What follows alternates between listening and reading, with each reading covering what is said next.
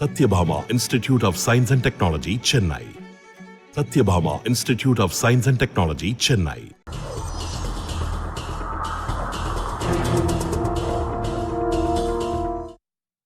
இன்றைய புதிய கோணம் பகுதியில் தி நியூ இந்தியன் எக்ஸ்பிரஸ் நாளிதழில் வந்திருக்கக்கூடிய நடுப்பக்க கட்டுரை மத்திய அமைச்சர் திரு ஹர்தீப் எஸ் பூரி எழுதியிருக்கிறாரு. வளர்ச்சி வெர்சஸ் பிரிவினைவாதம், மக்கள் எதை தேர்ந்தெடுக்க போறாங்க அப்படின்னு தலைப்பிட்டு அவர் எழுதியிருக்கிறார். விவாதிப்பதற்காக எழுத்தாளர் திரு முத்துகிருஷ்ணன் அரங்கத்திற்கு வந்திருக்கிறார். வணக்கம். வணக்கம். வளர்ச்சி அமைதி ஒரு பக்கம், இன்னொரு பக்கத்தில் பற்றாக்குறை பிரிவினைவாதம், இதை முன்னிறுத்தக்கூடிய காங்கிரஸ், இந்த பக்கம் பாஜக. மக்கள் எதை தேர்ந்தெடுப்பார்கள் அப்படின்னு அவர் தொடங்கி இருக்கிறாரு. இப்படிதான் இந்த தேர்தல் பார்க்கப்படுதா 2024 நாடாளுமன்ற தேர்தல்? நிச்சயமாக ஜனங்கள் கடந்த 10 ஆண்டுகளாக பாஜகவின் ஆட்சியை பார்த்து விட்டார்கள். 2 பீரியட் அவங்க இருந்திருக்காங்க. இந்த 10 ஆண்டுகளில் அவர்கள் எதை செய்திருக்கிறார்கள் என்கிற ஒரு அபிப்பிராயம், அந்த 10 ஆண்டுகளை பற்றி ஒரு ரிப்போர்ட் கார்டு என்பது இந்த தேர்தலை சந்திக்கக்கூடிய ஒவ்வொரு வாக்காளரின் கையிலும் இருக்கிறது. இப்படியான ஒரு ரிப்போர்ட் கார்டை தயார் பண்ணுறதுக்கு ஒரு பெரிய எக்கனாமிஸ்டாவோ ஏதோ ஒரு பெரிய அரசியல் அறிவுள்ளவராகவோ ஒருவர் இருக்க வேண்டியதில்லை. நம்ம இந்த சேனலை விட்டு இறங்கி வெளியே போனோம்னா அந்த தெருமுனையில் இருக்கக்கூடிய ஒரு ஆட்டோ டிரைவர்லேருந்து நீங்கள் சந்திக்கக்கூடிய ஒவ்வொரு சாமானியருக்குமே இந்த ரிப்போர்ட் கார்டு மனதில் இருக்கிறது என்று நான் நினைக்கிறேன். ஏனென்றால் இந்த 10 ஆண்டுகளில் இந்த கட்டுரையாளர்கள் குறிப்பிட்டிருக்கக்கூடிய விஷயங்களை எல்லாம் நான் வாசித்து பார்க்கிறேன். ஆனால் உள்கட்டமைப்பு மேம்பாடு அடைஞ்சிருக்கு, உணவு பாதுகாப்பை உறுதிப்படுத்தி இருக்கு. ஆமா ஆமா, எரிவாயு விநியோகத்தை கட்டுப்படக்கூடிய விலையில கொடுத்திருக்கிறாங்க.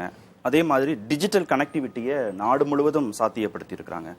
அனைவரையும் உள்ளடக்கிய பொருளாதார வளர்ச்சியை இந்த 10 ஆண்டுகள்ல மோடி அரசாங்கம் சாத்தியப்படுத்தி இருக்குன்னு அமைச்சர் சொல்றாரு. நான் அவர் ஒரு பாஜகவினுடைய காரியகர்த்தா, ஒரு மத்திய அமைச்சர், ஒரு கட்டுரை எழுதியிருக்கிறார். அவர் அந்த கட்டுரையை அவ்வாறு தான் எழுதுவார். ஆனால் நான் அந்த கட்டுரையை வாசிக்கும் போது எனக்கு இவர்கள் சொல்லக்கூடிய 11 லட்சம் கழிப்பறைகளாக இருக்கட்டும், 12 லட்சம் குழாய்களாக இருக்கட்டும், இதில் பெரும்பகுதியான திட்டங்கள் இந்த 10 ஆண்டுகளில் திட்டங்களாக இல்லை, மாறாக விளம்பரங்களாகத்தான் இருந்திருக்குன்னு நான் பார்க்குறேன். எப்படி இவங்க மோடி என்கிற பிம்பத்தை ஊதி பெருக்க ஏறக்குறைய ஒரு 6000 கோடியை விளம்பரத்துக்கு செலவழிச்சாங்களோ, அதுபோல் இவர்கள் இந்த திட்டங்களின் விளம்பரங்களுக்கு செலவழித்ததை கூட இவங்க இந்த திட்டங்களில் முறையாக செலவிடவில்லை. இந்த திட்டங்கள் முறையாக மக்களிடம் போய் சேரவில்லை. இவையெல்லாம் வெறும் ஒரு பேப்பர் எலிஃபென்ட் மாதிரி, ஒரு ஒயிட் எலிஃபென்ட் மாதிரி இவையெல்லாம் கணக்குகளாகத்தான் நிலவி கொண்டிருக்கிறது என்பதை நாம் புரிந்து கொள்ள வேண்டும். ஆண்டுக்கு 60,000 ரூபாய் நீங்க சொன்ன இந்த 2 திட்டங்கள், கழிப்பறை திட்டமாகட்டும் குடிநீர் திட்டமாகட்டும், இரண்டின் மூலமாக மட்டும் 60,000 ரூபாய் ஒரு குடும்பத்திற்கு மிச்சமாகுதுன்னு இல்ல அப்படி நிறைய அவங்க சொல்றாங்க. அவங்க என்ன சொல்றாங்கன்னா, இந்த 10 ஆண்டுகள்ல மருத்துவ ரீதியாக மருத்துவ செலவுகள் 25% குறைஞ்சிருச்சுன்றாங்க. இதை விட ஒரு ஜோக் எதுவும் இருக்காது. நீங்க இன்னைக்கு 2014 பேராசிட்டமாலின் விலை என்ன, இன்னைக்கு என்ன நீங்க எடுத்து பார்த்தாலே உங்களுக்கு அடிப்படை விஷயங்கள் தெரிஞ்சிடும். ஒரு புற்றுநோய் பாதிக்கப்பட்ட ஒருவருக்கு கீமோவுக்கு 2014 எவ்வளவு ஆச்சு, 2024 எவ்வளவு ஆச்சுன்னா உங்களுக்கு அந்த விவரங்கள் வந்துடும். விலைவாசி என்பது இந்த 10 ஆண்டுகளில் இந்தியாவில் எகிரியது போல் ஏறலை, எகிரி இருக்குன்னு சொல்லணும் சென்னை பாஷையில், ஏறலை. விலைவாசி ஏற்றம் என்றால் அந்த கிராஃபுக்கு ஒரு அளவு இருக்கிறது. இந்த 10 ஆண்டுகளில் விலைவாசி என்பது தினசரி ஒரு விலைவாசி தான். தினசரி ஒரு பெட்ரோல் விலை எப்படி பங்குச்சந்தையின் விலையை போல பெட்ரோல் விலையை ஏற்றினார்களோ, அப்போ 50, 60 ஆண்டுகளில் 70 ஆண்டுகளில் காங்கிரஸ் செய்ய துணியாததை அவர்கள் மக்கள் மேலே அந்த சுமையை போடக்கூடாதுன்றதுல மிக உறுதியாக இருந்தாங்க. அரசு அந்த செலவினங்களை பல்வேறு ரீதியாக எதிர்கொண்டதானால் இந்த 10 ஆண்டுகள்ல அரசு தாங்கி பிடிக்கலையா மக்களை? 4 கோடி வீடு கொடுத்திருக்கிறோம் பிரதமர் வீடு கட்டும் திட்டத்தின் மூலமாக, இன்னும் 3 கோடி வீடு கட்ட போறோம். இன்னும் நீங்க அந்த பிரதமர் வீடு கட்டும் திட்டத்தை பத்தி நம்ம தனியாகவே பேசலாம். 51 கோடி வங்கி கணக்கு ஜெனரல் நம்முடைய அமைச்சர் தங்கம் தென்னரசு அவர்கள் வீடு கட்டும் திட்டம் என்றால் என்ன, எப்படி அந்த வீடு கட்டும் திட்டத்திற்கு மத்திய அரசாங்கம் 72,000 ரூபாயை கொடுக்கிறது, மாநில அரசு 1,68,000 ரூபாயை கொடுக்கிறது, இந்த திட்டத்தின் பெயரை மாற்றி அறிவிங்கள்னு கேட்டார். அப்ப இதில் பெரும்பகுதியான திட்டங்கள் அந்த திட்டங்களாக அறிவிக்கப்பட்டு ஒரு சொற்ப பணம் கொடுக்கப்பட்டு மிச்ச அந்த திட்டத்தின் செலவினங்களை முழுவதிலும் மாநில அரசின் தலையில் கட்டும் வேலையில் தான் நடைபெற்றிருக்கிறது. அப்போ மாநில அரசுக்கு ஒரு தொகை வருகிறது. திரும்பி நம்ம அந்த தொகையை பற்றி நிறையா பேசிட்டோம். ₹1 அனுப்புனா எவ்வளோ வருதுன்னு. ஆனால் அந்த வரக்கூடிய மிச்ச தொகையிலையும் அவர்களின் திட்டங்களை செயல்படுத்த முடியாத அளவிற்கு மத்திய அரசாங்கம் இவர்களின் அனுப்புகிற திட்டங்கள் இருக்கு இல்லையா, அதை அவங்க பிரிட்ஜ் பண்ணுறதுக்கே சரியாக இருக்குது என்பதை பல மாநில அரசுகள் பேசியிருக்கு. கேரளா பேசியிருக்கு, மேற்கு வங்கம் பேசியிருக்கு. அப்போ இவர்களுக்கு ஒரு சொற்ப தொகை திருப்பி வருகிறது. ஆனால் அந்த சொற்ப தொகையை கூட அவர்களின் விருப்பமான திட்டங்கள் திட்டங்களை செயல்படுத்த முடியாத அளவுக்கு இவர்கள் அனுப்புகிற திட்டங்களினுடைய, அதாவது வீடு கட்டும் திட்டத்தில் நீங்க 72,000 ரூபாய் மத்திய அரசு கொடுக்கறது எங்க இருக்கு, 1,68,000 போட்டு அதை மாநில அரசு முடிக்கிறது. அப்ப இப்படி இன்று இவர்கள் மத்தியிலிருந்து ஒரு பெரிய பேக்கேஜை கொண்டு வந்து அதை இதுதான் எங்கள் முறை, இதை நீங்கள் செயல்படுத்த வேண்டும் சொல்றாங்க. நான் பற்றாக்குறை அரசியலை பேசுற, பற்றாக்குறை திட்டங்களை பேசுற காங்கிரஸ் மக்கள் எப்படி ஏற்றுக்கொள்வார்கள்னு அவர் கேட்கிறார். இன்னைக்கும் வறுமையை ஒழிப்போன்னு பழையவே காங்கிரஸ் பேசிட்டு இருக்கே அப்படின்னு அவர் கேட்கல. ரெண்டு விஷயம் இருக்கு. வறுமை இந்த தேசத்தில் இருக்கிறது, அது ஒழிக்கப்பட வேண்டும், அதை பேசித்தான் ஆக வேண்டும். இந்த தேர்தலிலும் நீங்க பாஜக தன்னுடைய சாதனையாக எதை சொல்லுதுன்னா 80 கோடி பேருக்கு நாங்கள் தானியங்களை கொடுத்துருக்கோம், இலவசமா இதை கொடுத்துருக்கோம். அப்ப நீங்க 80 கோடி பேருக்கு தானியங்களை விநியோகித்ததை இந்த தேர்தலில் ரொம்ப பிரதானமா நீங்க பேசுறீங்கன்னா நீங்க அதுக்கு என்ன அர்த்தம்? 80 கோடி பேர் அதையெல்லாம் இலவசமாக பெற்றுக்கொள்ளும் அளவில் வீழ்ந்து கிடக்கிறார்கள் பொருளாதாரமாக என்ற அர்த்தம். குறிப்பாக இவர்கள் ஏதோ வறுமையிலிருந்து நாங்கள் இத்தனை கோடி பேரை வெளியே கொண்டு வந்தோம் சொல்றாங்க. பாஜகவுக்கா நிச்சயமாக 10 ஆண்டுகள்ல பாஜக ஒன்றுமே செய்யவில்லையா? இந்த 10 ஆண்டுகளில் முன் எப்பொழுதையும் விட அதிகபட்சமான ஆட்கள் வறுமையை நோக்கி சென்றிருக்கிறார்கள். குறிப்பாக டிமானடைசேஷன் என்கிற ஒன்று எவ்வளவு பெரிய ஒரு அடியை இந்த பொருளாதாரத்தின் மீது போட்டது, எளியவர்களின் மீது போட்டது. அந்த திட்டம் எதற்காக கொண்டு வந்தார்களோ அதன் நோக்கத்தையே அது செயல்படுத்தாமல் வறுமையை நோக்கி மக்களை தள்ளியது. இன்னொரு புறம் இவர்கள் ஜிஎஸ்டியை அறிமுகப்படுத்திய விதத்தில் முதல் 3 ஆண்டுகளில் எத்தனை லட்சம் வேலை வாய்ப்புகளை இங்கே நாம் இழந்தோம்.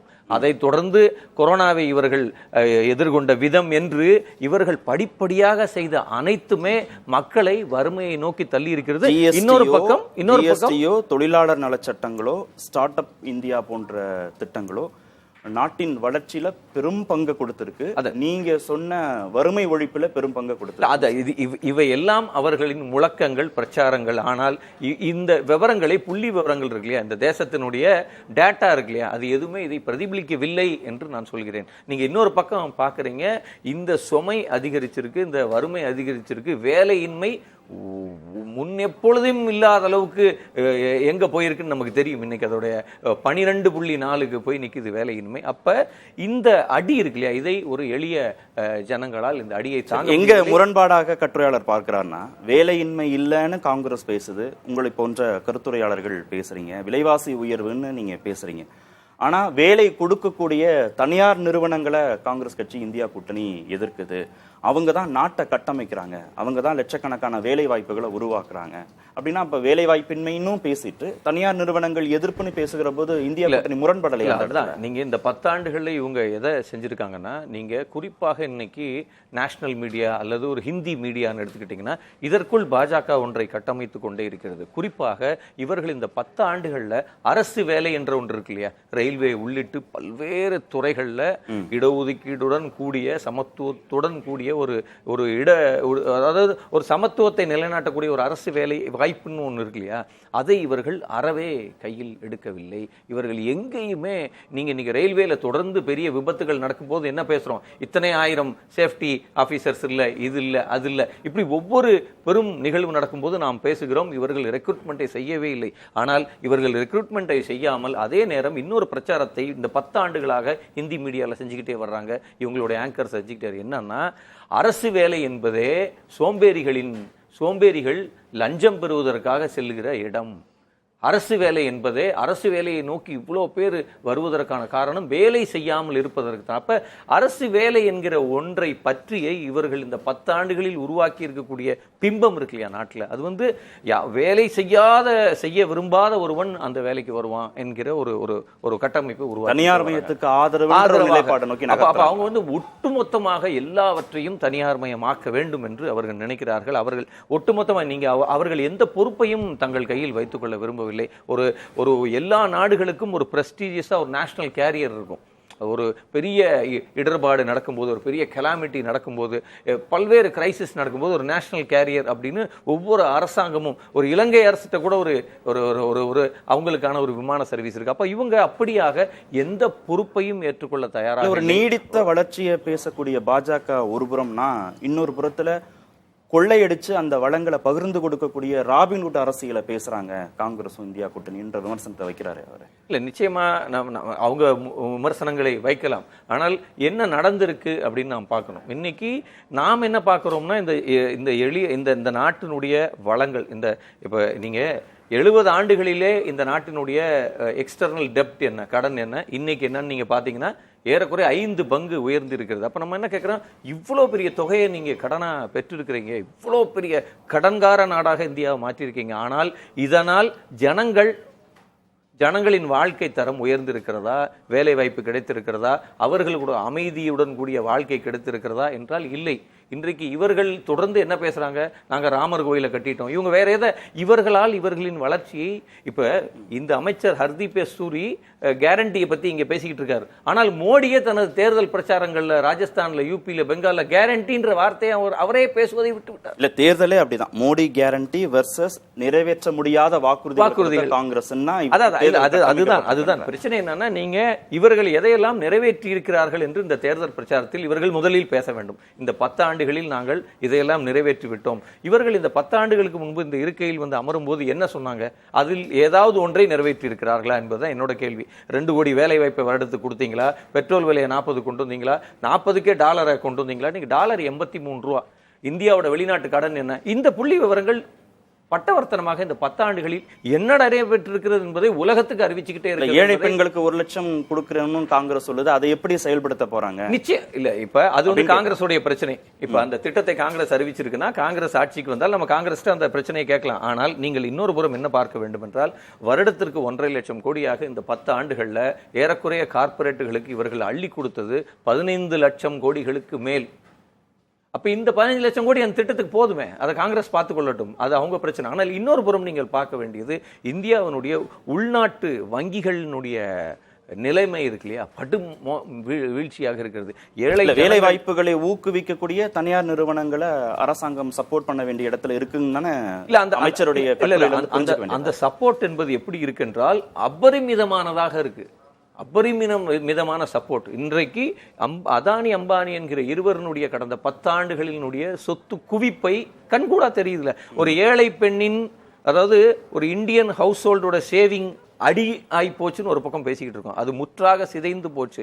பெண்களினுடைய சிறுவாட்டு பணத்தை கூட டிமானடைசேஷனில் நாம் களவாண்டு விட்டோம் என்று ஒரு புறம் பேசுகிறோம். இன்னொரு பக்கம் நாம் ஃபோர்ப்ஸ் பட்டியலுக்குள் இந்தியர்களை தள்ளும் வேலையை செய்து கொண்டே இருக்கிறோம். அப்போ ஃபோர்ப்ஸ் பட்டியலுக்குள் இந்தியர்களை எவ்வளவு வேணாலும் நீங்க தள்ளலாம். அது எப்படி தள்ளணும்னா, ஏழை ஜனங்களை அவர்கள் வறுமையிலிருந்து மீட்டு அவர்களுடைய என்ன சொல்றது குடும்ப சேமிப்பை அதிகரிச்சு, அப்ப நீங்க டிமானடைசேஷன் ஜிஎஸ்டியிலேயே ஏராளமான தாலிகளை, மங்கள் சூத்திராக்களை எடுத்துட்டீங்க. ஆனா நீங்க இன்னைக்கு தேர்தலில் என்ன பேசுறீங்கன்னா, நீங்க வெறும் எமோஷனல் விஷயங்களை தான் பேசுறீங்க.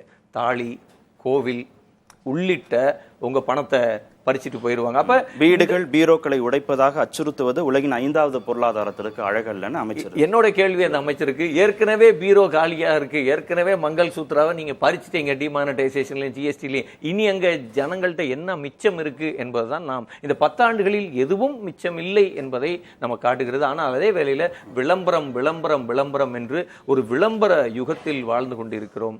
நீங்க இன்னைக்கு கொடைக்கானல் பக்கத்தில் இருக்கக்கூடிய ஒரு கிராமத்துக்கு போறேன், அவங்க சொல்றாங்க, சார் இது மாநில அரசினுடைய குடிநீர் குழாய், இது மோடி போட்ட குழாய், இதுல தண்ணி வந்ததா சரித்திரமே இல்லைன்னு. அப்ப அவர்கள் எல்லா திட்டங்களையுமே ஒரு பெயரளவில் விளம்பரம் விளம்பரம் விளம்பரம் என்று ஒரு 10,000 கோடியை குறைந்தபட்சம் இவர்கள் விளம்பரத்துக்கு செலவழித்திருக்கிறார்கள். அவருடைய தனிப்பட்ட விளம்பரத்துக்கு 4,000 கோடி என்றால், நீங்க இவங்க ரயில்வே ஸ்டேஷன்ல வச்ச செல்ஃபி பூத்திலிருந்து, ஸ்வச் பாரத்திலிருந்து ஒவ்வொரு திட்டத்திற்கும் இவர்கள் செலவழித்திருக்கக்கூடிய விளம்பர, இவங்க என்ன நினைக்கிறாங்கன்னா, விளம்பரங்களை போட்டே நாம் எல்லாவற்றையும் போய் சேரலை என்பதுதான் உண்மை. அதனால் தான் இவர்களால் கோவிலை தவிர வேற எதையும் இந்த தேர்தல் பிரச்சாரத்தில் பேச முடியவில்லை. இவர்கள் தங்களின் சொந்த 10 ஆண்டு கால சாதனையை பேச முடியவில்லை. அது மட்டும் இல்ல, இவங்களுடைய சங்கல்ப் பத்ரா அப்படின்னு ஒண்ணு கொண்டு வந்திருக்காங்க. இவர்கள் தங்களுடைய தேர்தல் அறிக்கை அதை பற்றி பேசவே இல்லை. அவங்க மாறாக காங்கிரசின் தேர்தல் அறிக்கையை பற்றி தான் ஒட்டுமொத்த ஸ்ட்ரக்சரும் ஒட்டுமொத்த கட்சியும் பேசிக் கொண்டிருக்கிறது.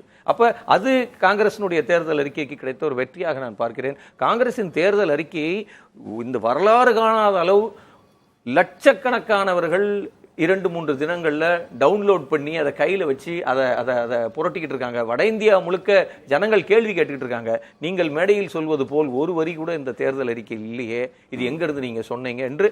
அப்ப மாறாக இவர்களுடைய இந்த விஷமமான பொய் பிரச்சாரத்தால் களத்தில் ஒரு விழிப்புணர்வு ஏற்பட்டிருக்கிறது என்று நான் பார்க்கிறேன். மக்கள் முடிவு எதை பொறுத்து அமையுதுன்னு பார்க்கலாம். நிச்சயமாக மக்கள் ஒருபோதும் பிரிவினைவாதத்தை தேர்ந்தெடுக்க மாட்டார்கள் என்று நான் நம்புகிறேன். நன்றி நிகழ்ச்சியில் பங்கேற்றதற்கு. Sathyabama institute of science and technology, Chennai.